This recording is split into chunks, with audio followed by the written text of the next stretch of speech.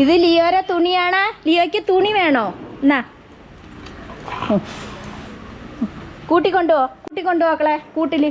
പട്ടി പോണെന്ന് പറയുമ്പോ ദോ ലിയോ പട്ടി പട്ടി പട്ടി പോണെന്ന് പറയുമ്പോ ലിയോ ലിയോ പൂച്ച എന്നാ നോക്കിയിട്ട് എന്നാണ് ദോ ഒന്ന് ഇവിടെ ലെനോ വന്നാ നോക്കളെ.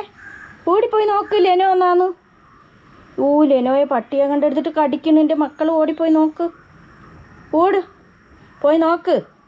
ഗേറ്റിൻ്റെ അവിടെ പോയി നോക്കിക്കാണ്. ഗേറ്റിൻ്റെ അവിടെ പോയി നോക്ക്. ഗേറ്റിൻ്റെ അവിടെ പോ. പട്ടി വന്നാന്ന് നോക്ക് മക്കള്. കഷ്ടം, ഗേറ്റിൻ്റെ അവിടെ പോവുകയാണ്. ലെനോ ഉണ്ട് ഇവിടെ ഒരു പൂച്ചേ. അങ്ങനെ അവനെ കടിക്കാൻ പട്ടി വന്നെന്ന് പറഞ്ഞപ്പോൾ നോക്കണം.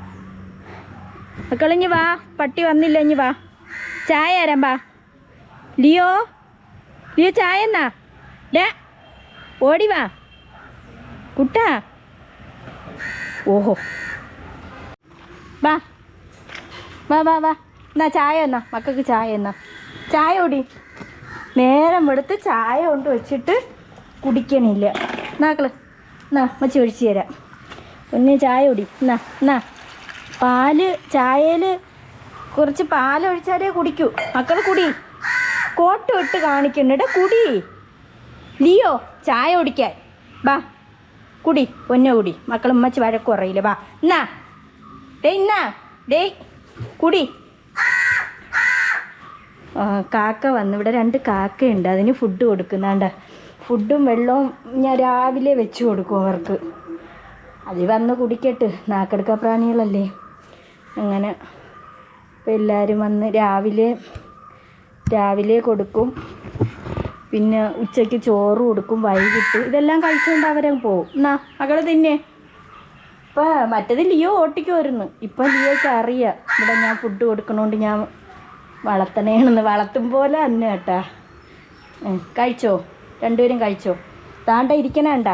നേരം വെളുത്ത് ചായ കൊടുത്തിട്ട് തൊട്ടിട്ടില്ല.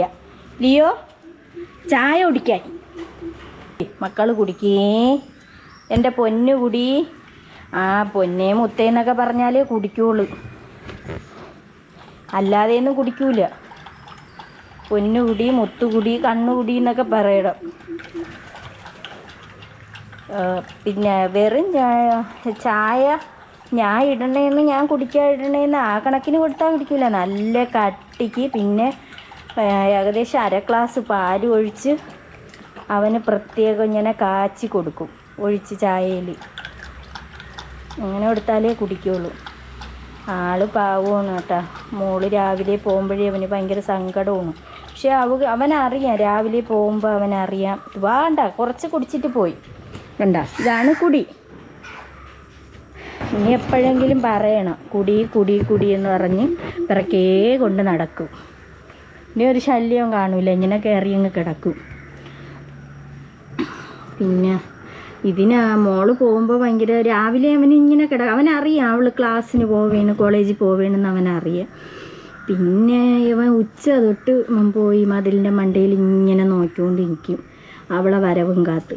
സത്യം പറഞ്ഞാൽ മനുഷ്യന്മാർക്ക് എന്തേലും സ്നേഹം. മനുഷ്യന്മാരെന്ന് പറഞ്ഞാൽ വെട്ടും കൊലയും ഒക്കെ നടത്തണ കാലമല്ലേ. നമ്മൾ തീറ്റ കൊടുക്കണമെങ്കിൽ നാക്കെടുക്കാൻ പ്രാണിക്ക് കൊടുക്കണം. ഇവനെ കിട്ടണേന്ന് പറഞ്ഞാൽ ഞാൻ ഹോസ്പിറ്റലിൽ മെഡിക്കൽ കോളേജിൽ പിറ്റേന്ന് അഡ്മിറ്റ് ആവണം.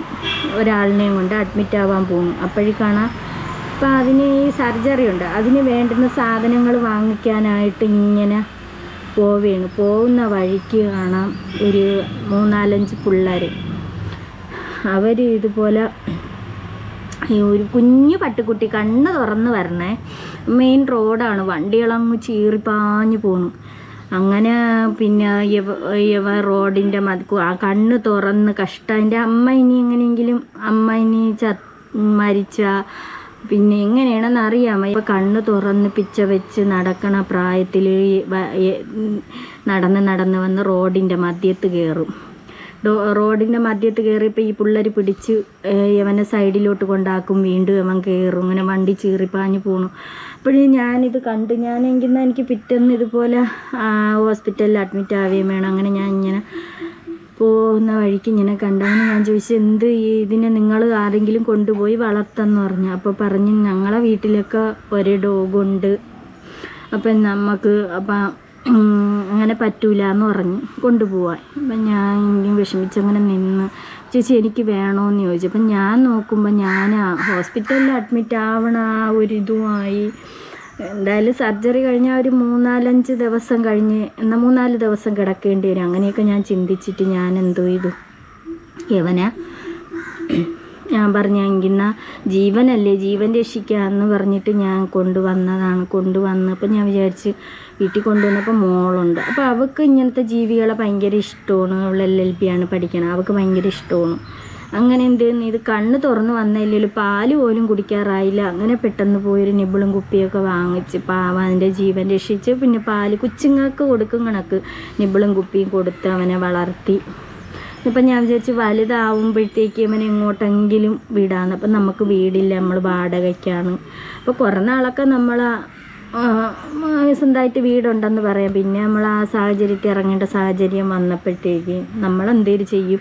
അപ്പം പിന്നെ യവനെ കൊണ്ടുവന്നതിൻ്റെ 2 ദിവസം കഴിഞ്ഞപ്പോൾ തന്നെ ഒരു ക്യാറ്റ് ഒരു വീട്ടിലിങ്ങനെ പൂച്ച പ്രസവിച്ച് കിടന്ന്. അപ്പം ബാക്കിയുള്ള കുട്ടികളെല്ലാം പട്ടി കടിച്ച് തിന്ന്. അപ്പം ഇത് ഒരെണ്ണേ ഉള്ളൂ. അപ്പം ഇതിനെ പട്ടി കടിച്ച് തിന്നുമെന്നും പറഞ്ഞ് കൊണ്ടുവന്നപ്പോൾ ഇവൻ ആദ്യം ഒന്ന് മുറിവയൊക്കെ ചെയ്തെങ്കിലും പിന്നെ അവർ കളിക്കൂട്ടുകാരായി. 2 പേരും നല്ല അടിപൊളിയായിട്ട് കളിയായി. അവരെ കളി കാണാൻ തന്നെ എന്തോ ഒരു ഇതാണ്. പിന്നെ യവനെ ഞാൻ കെട്ടിയിട്ട് വളർത്തുമായിരുന്നു. ഞാൻ തൊഴിലുറപ്പിനൊക്കെ പോണ സമയത്ത് അങ്ങനെയൊക്കെ രാവിലെ ഫുഡ് കൊടുത്തിട്ട് പോവും. പിന്നെ വൈകിട്ട് 6 മണി 6:30 മണിയൊക്കെ ആവും വീടെത്തുമ്പോൾ. ഇങ്ങനെയൊക്കെ 2 പേരെ ഇങ്ങനെ വളർത്തി. 2 പേരും കളിക്കൂട്ടുകാരായി. അപ്പോഴത്തേക്ക് വീട്ടിൽ നിന്ന് ഇറങ്ങേണ്ട ഒരു സാഹചര്യം വന്നപ്പോഴത്തേക്കും തോന്നിയത് നമ്മളൊരു അപ്പാർട്ട്മെൻറ്റിലാണ് പോയത്. പിന്നെ ഇവനെ ഇങ്ങനെ നോക്കൂ എന്നുള്ള ഒരിതായി. ഇനി ഒരുപാട് പേരെടുത്ത് ചോദിച്ച്, പക്ഷേ ആരും അങ്ങനെ ഏറ്റെടുക്കാൻ തയ്യാറായില്ല. അപ്പോൾ പലരും പറഞ്ഞ് ഇങ്ങനെ കളയാൻ നമുക്ക് മനസ്സ് വന്നില്ല. ഞാൻ വിചാരിച്ച് പോണിടത്തൊക്കെ ഇവനെ കൊണ്ടുപോകും. അങ്ങനെ ഒരു സ്ഥലത്ത് ഇവനെ അപ്പാർട്ട്മെൻറ്റിൽ ഡോഗിനെ കയറ്റൂലല്ലോ.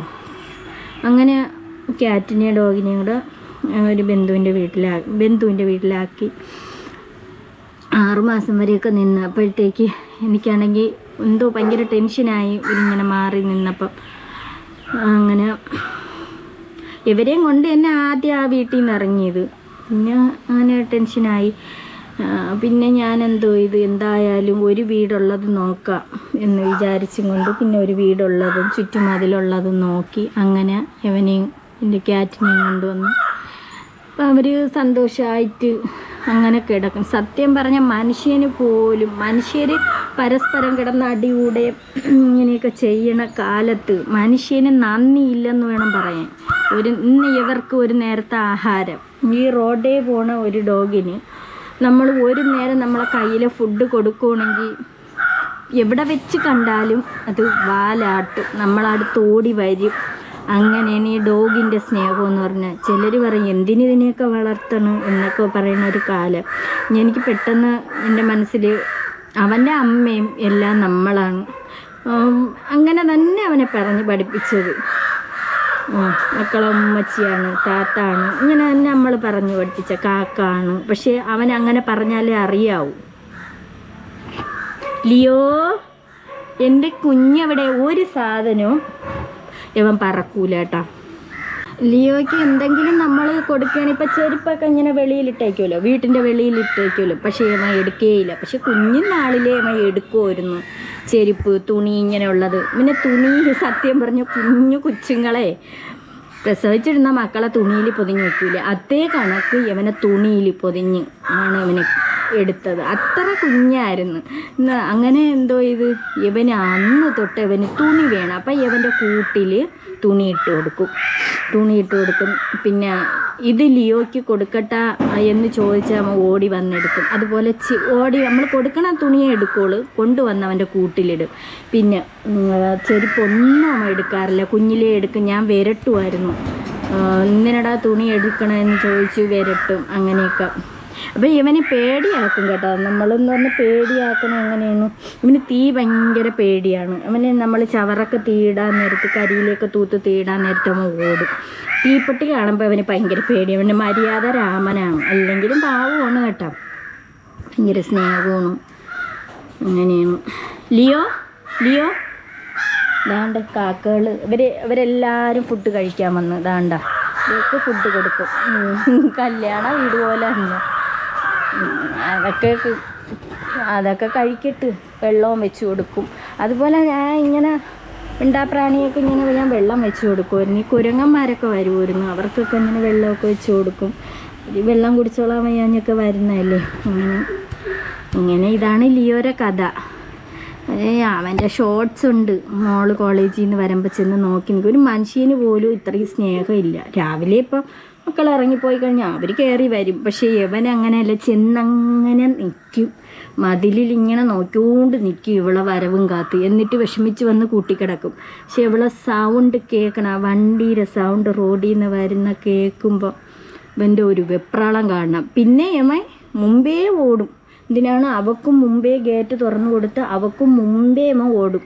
മുമ്പേ ഓടിയിട്ട് ഭയങ്കര കുരയലാണ് എന്ന് പറഞ്ഞാൽ എവിടെ പോയി അവർ എന്തോ സന്തോഷം അറിയിക്കണേ ഇരിക്കും. അതാണ് പറയുന്നത്, ഇന്നത്തെ കാലത്ത് മനുഷ്യന് സ്നേഹമില്ല.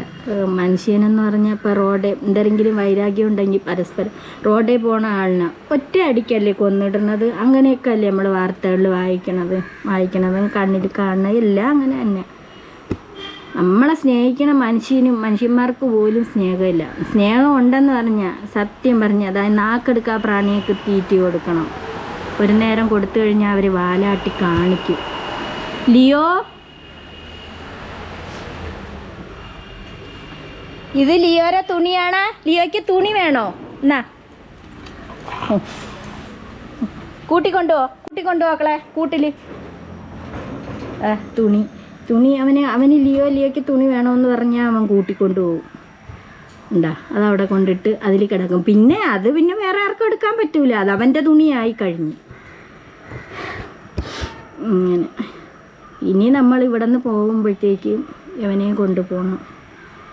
കോഴിയെ വളർത്താൻ മേടിച്ച കൂടാണ്. അപ്പോഴാണ് കോഴിയെ ഒരറ്റത്ത് ഇടുമായിരുന്നു. അവനൊന്നും ചെയ്യൂലായിരുന്നു. ഒരു കൂട്ടിൽ കോഴിയെ ഇടുമായിരുന്നു, ഒരു രണ്ടറയുണ്ട് ഒന്നില്ലേ അവന്. അപ്പോൾ ഇവന് വലുതായി വന്നപ്പം നിൽക്കാൻ പറ്റാത്ത ഇതായി, ആ കൂട്ടിൽ നിൽക്കൂല. പിന്നെ അതിൻ്റെ മോൾ ഭാഗം പകുതി വെച്ചിട്ട് കമ്പി ഇളക്കി ഇങ്ങനെ കിടക്കണം. കുഴപ്പമില്ല, ഷെഡിനകത്താണ് കിടക്കണം, കൂട് നനയൂല.